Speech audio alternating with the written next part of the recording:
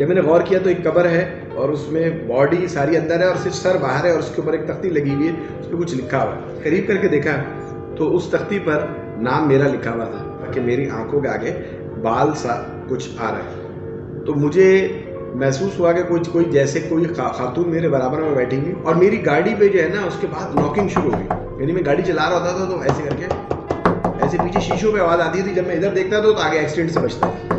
کبھی ادھر آواز آتی تھی تو میں ان کو ڈر رہا ہوں. اگر میں کسی جگہ سو رہا ہوں تو مجھے کوئی پاؤں مار کے اٹھاتا ہے اور میں ایسے اٹھ کے دیکھتا ہوں تو سامنے صوفے پہ ایک آدمی بیٹھا ہوتا ہے اور وہ مجھے گھور رہا ہے اور ہاتھ مسکرا رہا ہے.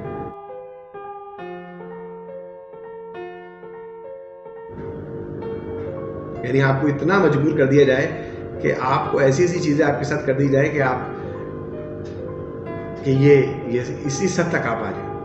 بلاخر ہم گھر سے بھاگ گئے. وہ ہمارے ایک کزن تھے, ان کے گھر کی طرف چلے گئے. بھائی اپنے سسرال چلا گیا, میں اپنی طرف چلا گیا. تو اب ہم بیٹھ کے سر جوڑ کے بیٹھے, اب کیا کریں. اب میں رویا, کافی گڑ گڑایا, اللہ تعالیٰ کے ساتھ بیٹھ کے دعائیں مانگی, سب کچھ کیا. تو ایک لوگوں کے ساتھ رابطہ کیا, جیسے آپ جیسے بھائی ہیں, بہت سارے لوگ ہیں. انہوں نے ایک ریلائبل سورس بتایا. اس نے بولا بھائی وہ مولوی نہیں ہے, وہ ایک ملٹی نیشنل کمپنی کے اندر آئی ٹی کا ہیڈ ہے.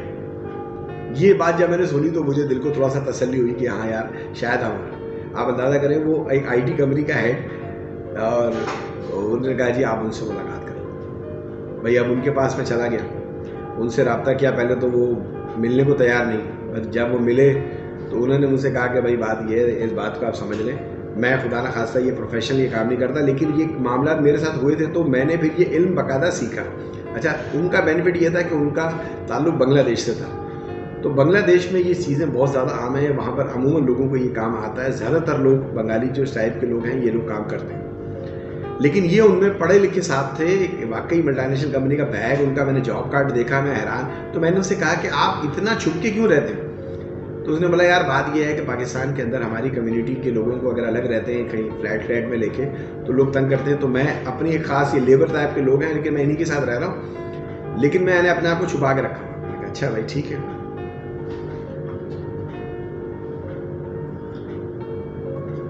میں نے ان سے ذکر کیا, میں نے کہا سر اس طرح ہوا ہمارے ساتھ. تو انہوں نے کہا کہ ٹھیک ہے آپ بیٹھ جائیں ادھر. یہ جتنے معاملات آپ نے بتائے انہیں میں نے نام پڑھا, میرا سب کچھ پوچھا.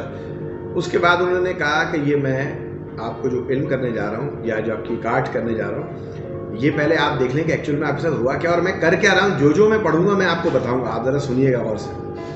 ایسے لوگ بہت کم ملتے ہیں. ایسا نہیں کہ آپ چلے جائیں میں آپ کی کاٹ کر دوں گا, نہیں. اس نے کہا آپ سامنے بیٹھے ہیں. اس نے قرآن پاک کھولا,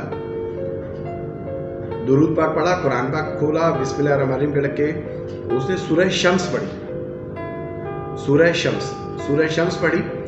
اور اس کے بعد اس نے کہا کہ یہ دیکھ لیں یہ قرآن پاک ہے, یہ سورہ شمس پڑھ رہا ہوں, میں کچھ الگ سے چیز نہیں کر رہا ہوں. سورہ شمس پڑھی. اس کے بعد مجھے اس نے کہا کہ اپنے آپ ہاتھ دیکھ لیں. میں نے کہا ہاتھ دیکھ لیں.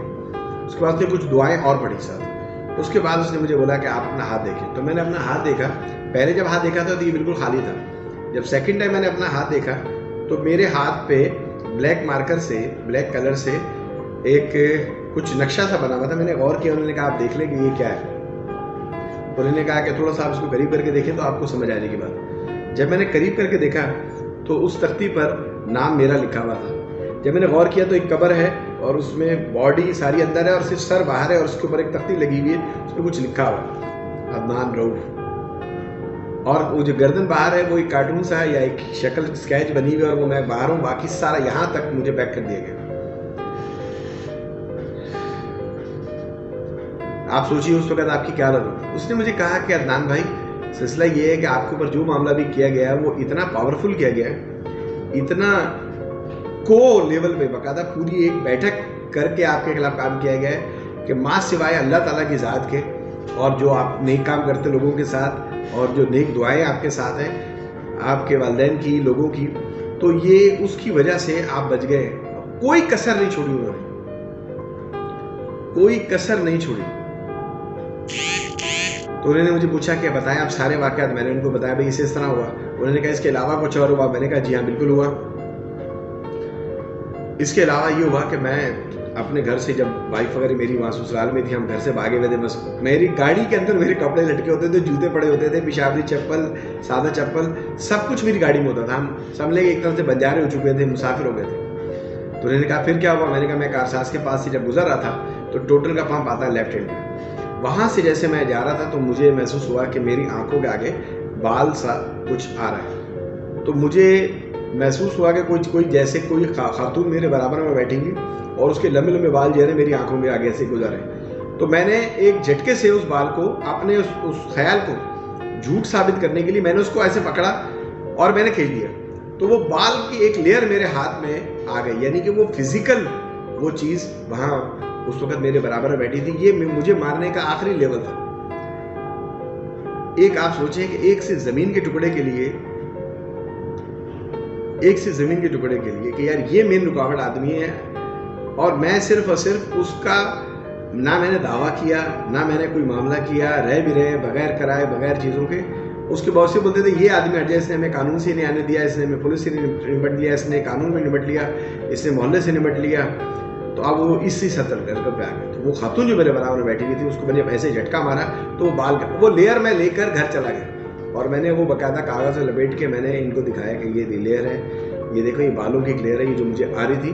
اور میری گاڑی پہ جو ہے نا اس کے بعد ناکنگ شروع ہو گئی, یعنی میں گاڑی چلا رہا ہوتا تھا تو ایسے کر کے ایسے پیچھے شیشوں پہ آواز آتی تھی, جب میں ادھر دیکھتا تھا تو آگے ایکسیڈنٹ سے بچتا تھا, کبھی ادھر آواز آتی تھی. تو میں نے یہ سب باتیں ان کو بتائی کہ میں نے کہا بھائی اس طرح میرے ساتھ ہو رہا ہے.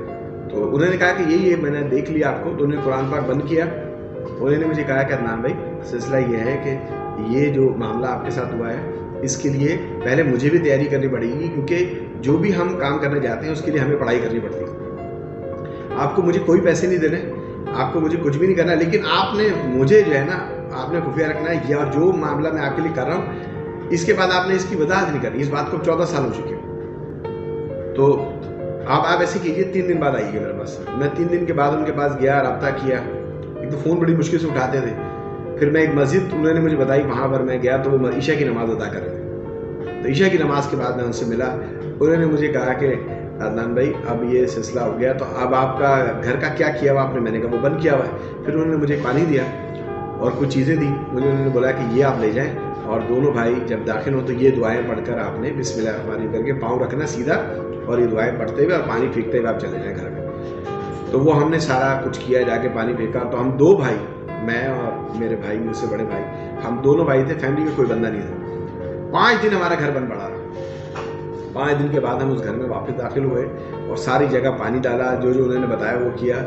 پھر انہوں نے مجھے کچھ جگہ بتائی تھی مخصوص کہ اس طرح آپ کے پلنگ کی سائڈ کے اوپر, لیفٹ سائڈ کے اوپر آپ نے تھوڑا سا دیکھنا وہاں کیا کچھ ہے.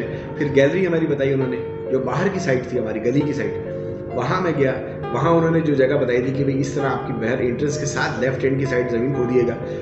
جہاں جہاں میں کھودتا گیا وہاں سے وہ تعویذ نکلتے گئے, اور میں نے اپنے بیڈ کے اندر سے نکالا تو میری بیڈ میں سے لاتعداد سوئیاں نکلی. جس جگہ میں سوتا تھا, جس جگہ تکیہ تھا, اس میں سے سوئیاں نکلی. یہ سب کچھ جو ہو رہا تھا یہ ہمارے پاگل کرنے کے علاوہ کچھ بھی نہیں تھا. کہ ایک عام آدمی جو ہے نا, اگر میری بیگم میرا اس وقت ساتھ نہیں دیتی, میرے گھر والے میرا ساتھ نہیں دیتے, تو شاید میں پاگل ہو جاتا اس وقت. اس اذیت سے گزر رہا تھا کہ رات کو میں ڈر رہا ہوں, دن کو ڈر رہا ہوں. اگر میں کسی جگہ سو رہا ہوں تو مجھے کوئی پاؤں مار کے اٹھاتا ہے, اور میں ایسے اٹھ کے دیکھتا ہوں تو سامنے صوفے پہ ایک آدمی بیٹھا ہوتا ہے اور وہ مجھے گھور رہا ہے اور ہاتھ مسکرا رہا ہے. تو یہ سب دور میں نے دیکھا. پھر اللہ تعالیٰ اس آدمی کو, پروردگار جزائے خیر دے, اس کے درجات کو بلند کرے, اور اس کو دنیا میں بھی بہت بھلائیاں دے, آخرت میں بہت بھلائی دے, جو اس آدمی نے ہمارا علاج کیا. پھر اس کے بعد انہوں نے پڑھائی کی, سب کچھ کی. ایک دن وہ ہمارے گھر آئے, انہوں نے ساری چیزیں دیکھی اور انہوں نے بتایا کہ سر یہ جگہ ہے, آپ اسے دیکھیں. تو وہ ساری جگہ وہ تھی جو ہمارے گھر میں داخل ہونے کی انٹرسٹ پہ تھی. کئی مرتبہ میں نے آپ کو بتایا, اس نے بولا کہ آپ کو اس وقت ہوشیار ہو جانا چاہیے تھا جب آپ کے گھر پہ کالا کبوتر گردن توڑ کے پھینکا گیا, جب اس کے ٹکڑے کر کے آپ کے گھر پہ پھینکا گیا, جب گوشت ہلدی وغیرہ لگا کر, لیمو وغیرہ لگا کر آپ کی طرف پھینکا گیا, جس وقت آپ کی گاڑی کے نیچے لیمو پائے گئے, جس وقت آپ کی گاڑی کے نیچے کیل رکھے ہوئے تھے, اس وقت آپ کو سمجھ آنا چاہیے تھا. اس کے باوجود اس کے بعد یہ معاملہ تھا کہ جب آپ کی نئی گاڑی میں آگ لگ گئی تب آپ, میں نے کہا سر ہم تو ہوش میں, لیکن ہمیں کوئی صحیح آدمی ملا نہیں, اور جو ایک ذرائع ملے تھے وہاں سے وہ پاور ان کی بھی کم پڑ گئی, وہ بھی نہیں کر سکے.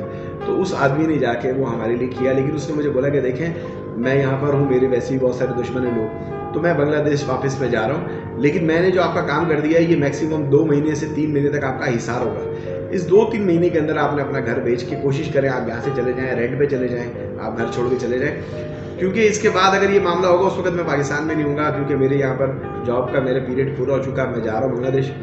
लेकिन आप कोशिश करें, आँख ओझल पहाड़ ओझल वाली बात है। तो हमने फिर क्या किया कि उसके फ़ौरन बाद हमने अपना घर सेल आउट किया, और सेल आउट करके फिर हम दूसरी जगह शिफ्ट हो गए। तो उसमें हमें सेल आउट करने के दौरान भी हमारे साथ हुआ कि हमारे कारखाने में आग लगा दी गई, क्योंकि स्मॉल इंडस्ट्री थी, छोटी साइड पे वो सारी जल गई। तो वो ये रीज़न और पक्का हो गया। पहले यही कन्फ्यूजन था, यार हमारा तो घर के साथ काम है, हम कहाँ जाएंगे।